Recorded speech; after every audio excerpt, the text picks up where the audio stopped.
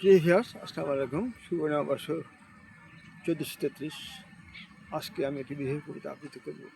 আমার সে কবিতার সে নাম হচ্ছে আধুনিক লাইলা মজনুর কাব্য। এক পরন্ত বিকেলে বৈশাখী মেলায় তাদের দেখা, পান্তাভাত খাওয়ার ফাঁকে ফাঁকে চাওয়াচুই, তারপর হচ্ছে কথা বলা, হাসাহাসি, দুষ্টামি। এমনি করেই গভীর নিটুর প্রেমে জড়ালো তারা। দিন চলে যায়, মাস চলে যায়, বছর চলে যায়, প্রেমের দেয়া নেয়া সবই চলতে থাকে গোপনে গোপনে।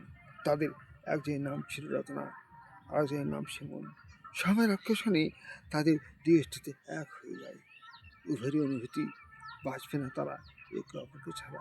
শেয়ার করা ভাবনাই ছিল তাদের একটি বিয়ে করা, কিন্তু দুটি পরিবার থেকে বাধা আসে, বড় বাধা। আকাশ থেকে পড়লো তারা, কি হবে তাহলে তাদের? উভয় পরিবারের মামলার হুমকি, এক পর্যায়ে খুনাখুনি। কিন্তু হায়, তারা যে আধুনিক যুগের লাইনে মজনু, কি হবে তাদের? কি করে বাঁচবে তারা একে অপরকে ছাড়া? নিষ্ঠুর পৃথিবীতে ঠাই হবে না ভেবে বড় অভিমান হলো তাদের। উপান্ত নেই দেখে তারা দুজনেই লাভ দিল তিস্তায়।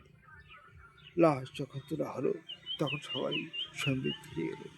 কি সুন্দর পরম মমতায় একে অপরকে জড়িয়ে ধরে আছে তারা। ধন্যবাদ।